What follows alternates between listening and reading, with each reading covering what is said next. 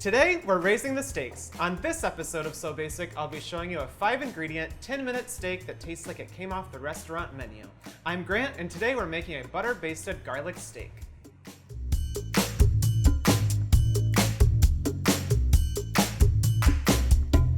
Yummy. All right, so let's get started on our steaks. I'm using New York strip steaks today. There's a nice little fat cap here, but there's not too much of it. I don't like to get a steak with too much fat on the outside because you want it to be able to cook in the pan and get nice and melty, but if it's too thick, it might be a little gristly. And then if you look at the inside, there's a little bit of marbleization, but not too much. If you want some helpful tips on how to buy some budget-friendly steaks, just click the link below and we're gonna post a story for you on our website and you can read all about it. Now over here, I have a big cast iron pan. You wanna make sure you're using a really big pan. What happens if you overcrowd your pan is the meat will sort of start to steam. You don't want it to steam because then you don't get any of that yummy caramelization on the outside of the steaks.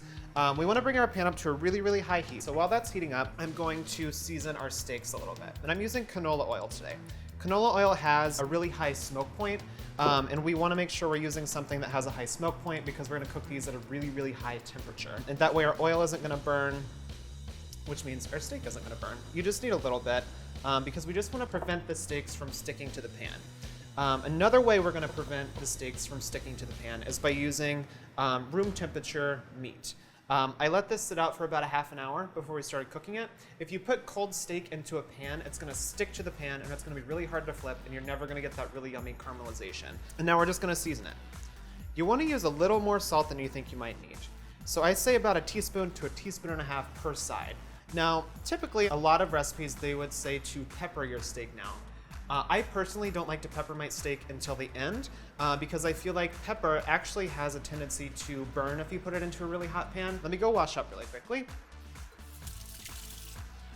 right, I'm gonna grab some paper towels because I wanna oil our pan as it starts to come up to the heat. But we don't wanna put too much oil in the pan because then it will have a tendency to smoke and have the pan burn, but it will get a little smoky. So a little bit of oil goes in, and then I just like to take a paper towel and carefully just rub it around and get any excess oil out of the bottom of the pan. And once it starts to get a little smoky like this, it looks like we're almost ready to put our steaks into the pan. So I'm gonna grab our tongs, make sure I get all that salt on there, and I'm just gonna put our steaks slowly into the pan. And again, over here. And now, one of the most important steps whenever you make a steak at home, we just want to leave it just like this. If you start to touch them and move them around the pan, not only are they not going to get that really good, delicious caramelization, but they're going to have a tendency to stick. And now we wait.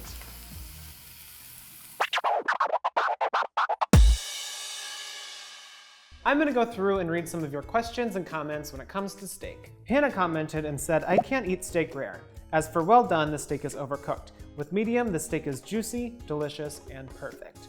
You're kind of like meeting everybody in the middle, literally. Because you are. Captain commented and said he likes his steak cooked medium rare. The steak doesn't become too tough and it has great flavor. Aye, aye, Captain. Rashawn commented and said, I don't know what's what, but I like mine all the way done. Audrey commented and said, I don't have steak problems because I'm awesome. You know what, Audrey? You are awesome. And if you want to learn how to make an awesome steak, keep watching this video. So I haven't touched these guys at all. I'm gonna touch them for the first time, and if they feel a little loose, and it does, that means it's ready to flip. So we're just gonna flip them over, and check that out, that beautiful caramelization. We're gonna flip this one too. There we go. All right, so I just flipped our steaks, and now we're gonna start basting our steaks. Like I told you guys before, we're making a restaurant quality steak at home, and I think the best way to get that flavor is to use a little bit of butter at the end. We're just gonna kind of finish it off with some butter, and that's gonna give it that flavor. Butter has a much lower smoke point, so we can't cook our steaks in butter, but we can finish them in butter. So we're gonna do about a tablespoon of butter per steak, and that's gonna melt down pretty quickly. While that's melting down, I'm gonna crush up 2 cloves of garlic. You can leave the skins on, it doesn't matter. And some herbs, whatever herbs you have. I have a little bit of thyme here, some rosemary, and some sage. It's gonna pop a little bit, but that's all right. And now to baste, all we do is I like to tip the pan a little bit like this, and then all the butter is gonna come down here. I'm gonna push my garlic in there so it gets nice and garlicky flavored, and then we just take our butter and baste it right over the top of the steaks. This is gonna add some delicious flavor. So again, I'm gonna do it on this side. I'm gonna tip it the other way. Beautiful. All right, so these steaks are about ready to come out of the pan. I'm gonna grab another pair of tongs. So I'm gonna take them out of the pan, put these guys right over here. So we just took our steaks out of the pan. This is probably the most important step whenever you cook steak, is we're gonna let it rest. All those juices and all that steak juice that's inside of there, it's all going nuts. It's hot, it's flowing. And if we slice it right now, it's all gonna just run out. And all that effort that we put in to make a nice, yummy, juicy steak is gone. So you wanna make sure that you let it rest, and that way all those juices have a little time to settle, and that when we slice it, we're gonna have a nice, juicy, moist, butter-basted garlic steak. We asked you guys on YouTube how you like your steak cooked, and this is what you said. Rare, 4%, medium rare, 26%, medium, 24%, and well done, 46%.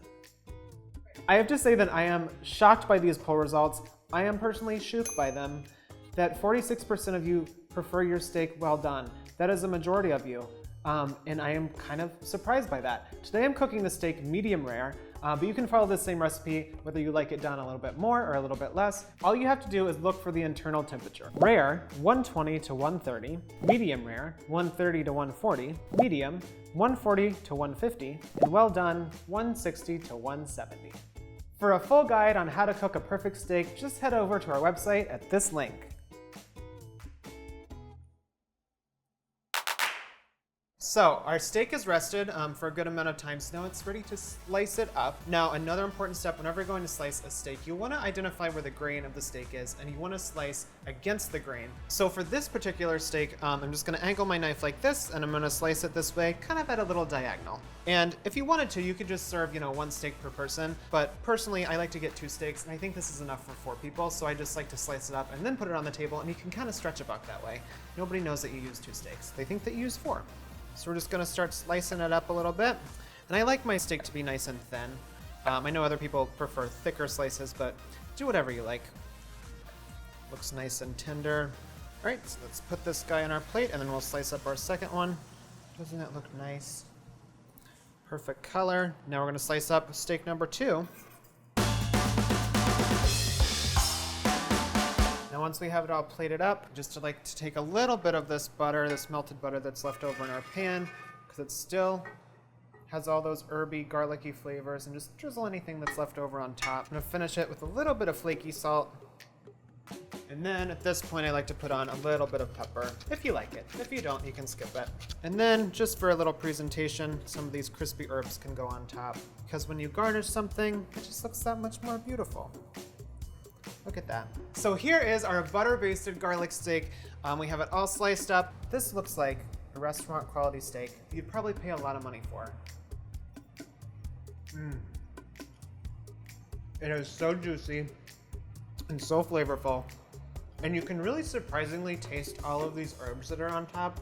I love this recipe so much, and I can't wait for you guys to make it at home. In fact, I think if you start making steak at home, you'll rarely ever order it at a restaurant again. Thank you so much for watching this episode of So Basic. For more videos like these or other recipes, make sure you follow The Rachael Ray Show on YouTube, or if you make this dish at home, make sure you share it with the hashtag #GrantSoBasic. Thanks, guys. Here's the steaks.